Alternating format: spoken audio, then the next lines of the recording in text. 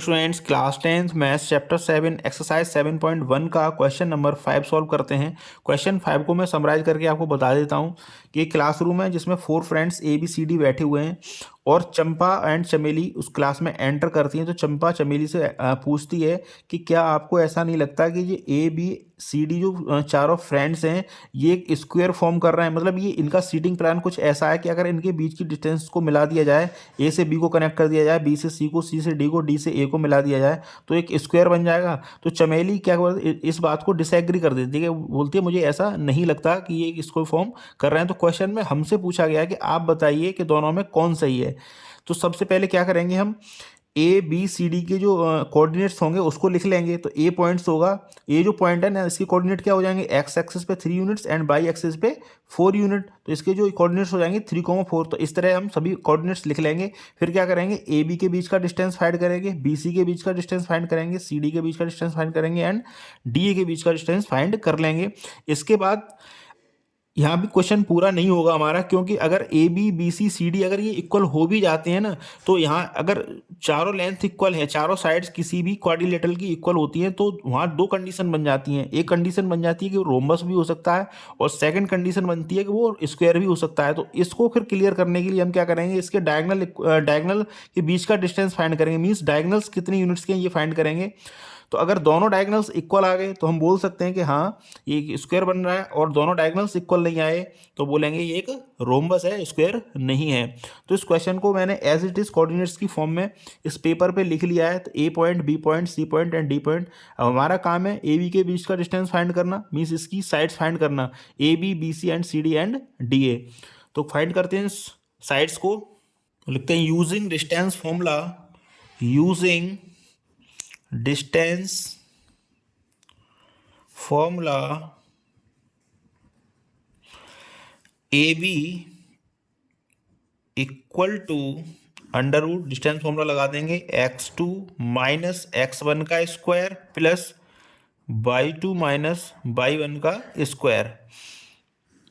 Under root x2 हमारे लिए यहाँ पर 6 है तो लिख देंगे 6 माइनस x1 हमारे लिए 3 है तो लिखेंगे 6 माइनस 3 का स्क्वायर एंड y2 हमारे लिए 7 है तो लिखेंगे 7 एंड y1 हमारे लिए 4 है तो लिखेंगे 7 माइनस 4 का स्क्वायर।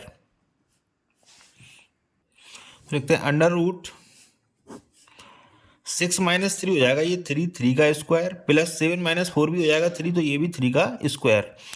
सॉल्व कर लेते हैं इसको, 3 का स्क्वायर हो जाता है 9 एंड 3 का स्क्वायर भी हो जाएगा 9। सम करेंगे ये हो जाएगा under root 18 and under root 18 को हम फैक्टराइज कर लेते हैं। पहले यहाँ अंडर रूट 18 को फैक्टराइज करूंगा मैं, तो 2 मल्टीप्लाई बाई 3 3 का पेयर हो गया कंप्लीट।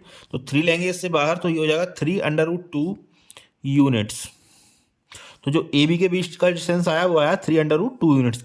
इसी तरह अब हम बी सी के बीच का डिस्टेंस फाइंड करेंगे तो लिखेंगे B C is equal to हो जाएगा x3 माइनस x2 का स्क्वायर, तो x3 माइनस x2 का square plus y3 minus y2 का स्क्वायर, तो y3 माइनस y2 का स्क्वायर।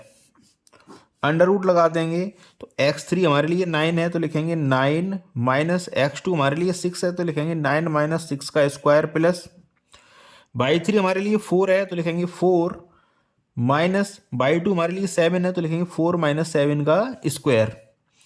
सॉल्व कर लेते हैं इसको, तो 9 माइनस 6 ये हो जाता है 3 का स्क्वायर एंड 4 माइनस 7 ये हो जाएगा माइनस 3 का स्क्वायर। 3 का स्क्वायर हो जाएगा 9 एंड माइनस 3 का स्क्वायर ये भी हो जाएगा 9। दोनों को सम कर लेंगे, आ जाएगा 18 एंड 18 का अभी हमने रूट निकाला था वो आया था 3 अंडर रूट 2 यूनिट्स। तो इस तरह हमने ए बी फाइंड कर लिया एंड बी सी फाइंड कर लिया। अब हम नंबर है हमारा सी डी फाइंड करने का, सी और डी के बीच का डिस्टेंस। तो लिखते हैं C D equal to,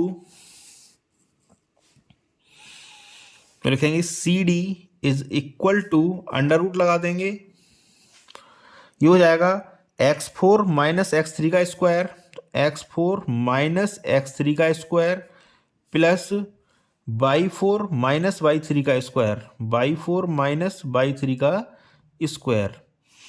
under root लगा देते हैं तो x4 हमारे लिए यहाँ पर 6 है तो लिखते हैं 6 माइनस x3 हमारे लिए 9 है तो 6 माइनस 9 का स्क्वायर प्लस बाई फोर हमारे लिए 1 है तो लिखेंगे 1 माइनस बाई थ्री हमारे लिए 4 है तो लिखेंगे 1 माइनस 4 का स्क्वायर। अंडर रूट लगा देंगे। 6 माइनस 9 ये हो जाएगा -3 का स्क्वायर एंड 1 माइनस 4 ये हो जाएगा -3 का स्क्वायर। -3 का स्क्वायर 9 एंड -3 का स्क्वायर 9 दोनों को सम करेंगे आ जाएगा √18। ये आ गया √18 एंड जब इसको रूट लेके लिखेंगे तो ये आ जाएगा 3√2 यूनिट्स। इसी तरह अब नंबर है हमारा डी ए कैलकुलेट करने का। तो D A means D and A, तो लिखते हैं D A equal to, distance formula ही यूज कर रहे हैं सभी में, तो D A is equal to हो जाएगा हमारे लिए x4 माइनस x1 का स्क्वायर, तो x4 माइनस x1 का square plus by 4 minus by 1 का स्क्वायर, तो बाई 4 माइनस बाई 1 का स्क्वायर। x4 हमारे लिए यहाँ पर 6 है तो लिखेंगे 6, x1 हमारे लिए 3 है तो लिखेंगे 6 माइनस 3 का स्क्वायर, बाई 4 हमारे लिए 1 है तो लिखेंगे 1 एंड बाई 1 है हमारे लिए 4 तो लिखेंगे 4, 1 माइनस 4।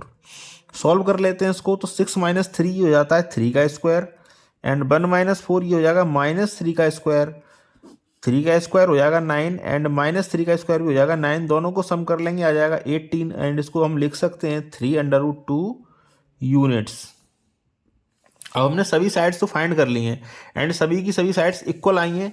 अब यहाँ पहले ही बता चुका हूँ शुरू में ही मैं कि अगर चारों साइड्स इक्वल हैं हमारी, जैसे A B C C D and D A, लेकिन अब इससे भी दो कंडीशन बन जाती हैं। पहली क्या, एक तो ये रोम्बस भी हो सकता है क्योंकि रोम्बस की भी सभी साइड्स इक्वल होती हैं, एंड सेकंड है कि स्क्वायर की भी सभी साइड इक्वल होती हैं। अब हमें ये कैसे डिसाइड करेंगे ये रोम्बस है या फिर स्क्वायर है, तो उसके लिए हमें क्या इसके डायगोनल्स फाइंड करने पड़ेंगे, मीन्स ए सी फाइंड करना पड़ेगा एंड बी डी भी फाइंड करना पड़ेगा, तब हम जाके क्लियर कर पाएंगे। अगर डायगोनल्स इक्वल आ गए तो हम बोल सकते हैं कि यस ये एक स्क्वायर फॉर्म कर रहे हैं, और अदरवाइज अगर डायगोनल्स हमारे इक्वल नहीं है तो हम बोल देंगे ये एक स्क्वायर नहीं है, यानी कि एक रोम्बस होगा। तो पहले हम डायगोनल फाइंड करेंगे ए सी, तो लिखते हैं ए सी इज इक्वल टू हो जाएगा x3 माइनस x1 का square plus y3 minus y1 का स्क्वायर।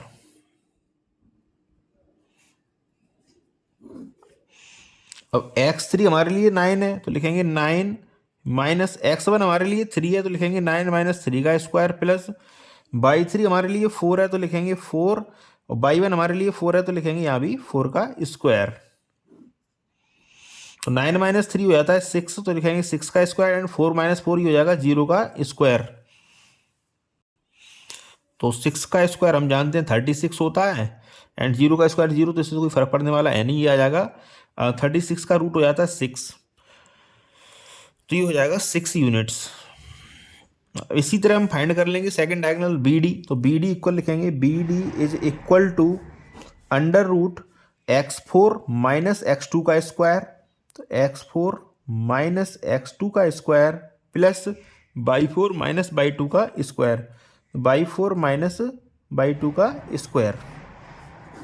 अंडर रूट लगा दिया हमने यहाँ पर, और x4 हमारे लिए है 6 तो लिखेंगे 6 माइनस x2 हमारे लिए 6 है तो 6 माइनस 6 का स्क्वायर प्लस बाई 4 हमारे लिए 1 है तो लिखेंगे 1 एंड बाई 2 हमारे लिए 7 है तो लिखेंगे 1 माइनस 7 का स्क्वायर। 6 माइनस 6 हो जाता है 0 तो ये जगह 0 का स्क्वायर एंड 1 माइनस 7 हो जाता है -6 का स्क्वायर। तो 0 का 0 माइनस 6 का स्क्वायर 36 एंड इसको जब सॉल्व करेंगे ये हो जाएगा 36 और इसका भी आंसर आ जाएगा हमारा 6 यूनिट्स। इट मीन्स ये हुआ कि जो चारों साइड्स थी A B C C D and D A ये सभी इक्वल आ गई एंड इसके डायगोनल भी इक्वल आ गए। तो हम लिख सकते हैं यहाँ पर here A B is equal to B C is equal to C D is equal to D A and AC is equal to BD. Hence, ABCD, hence ABCD is a square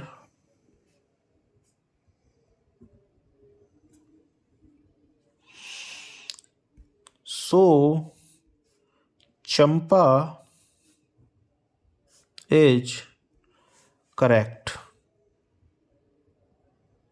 यानी कि चंपा जो कह रही थी वो सही है। Thank you very much for watching. Again आपसे रिक्वेस्ट है, चैनल को सब्सक्राइब, वीडियो को लाइक एंड शेयर जरूर करें। Thank you very much.